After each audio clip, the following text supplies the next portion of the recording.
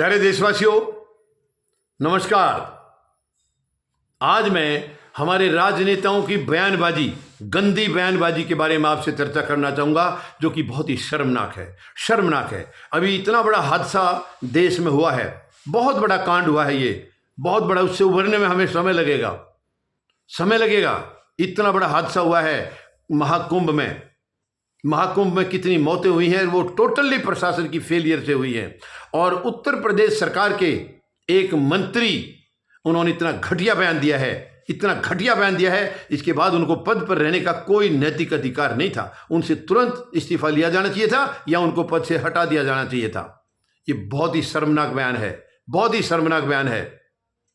उसने ये कहा है कि ये छोटी मोटी घटनाएं तो होती रहती हैं इतने बड़े आयोजन में, ये कोई ऐसी बात, कोई बहुत ज़्यादा लंबी चौड़ी बात नहीं है, ये छोटी मोटी घटना है, ये होती रहती हैं। शर्मनाक बयान है ये। मैं उनको पूछूंगा, क्या तुम्हारे परिवार का कोई मरा है इसमें?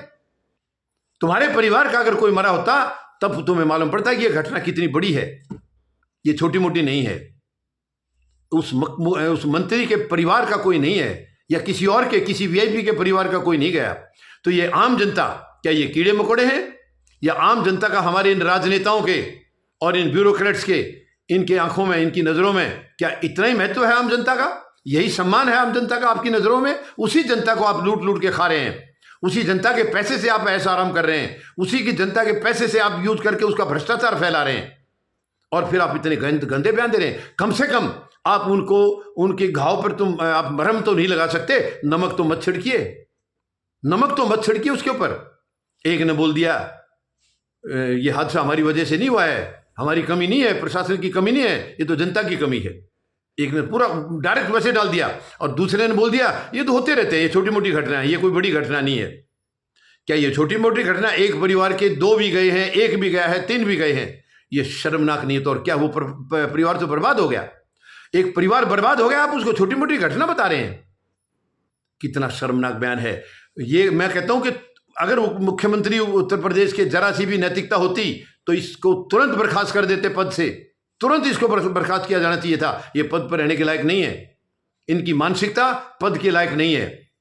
जो पद है वो एक जिम्मेवार के लिए होता है, यानी जैसे मुखिया में मैंने कहा, प्रधानमंत्री महोदय देश के मुखिया हैं, देश का एक बहुत बड़ा परिवार उसके मुखिया हैं। राज्यों में वो राज्य के परिवार हैं, उन राज्यों के मुखिया जो है वो मुख्यमंत्री बैठे हैं, उसी मुताबिक उनके नीचे जो मंत्री हैं वो भी एक इलाके के अपने परिवार के मुखिया हैं। इस तरीके से ये सिस्टम है।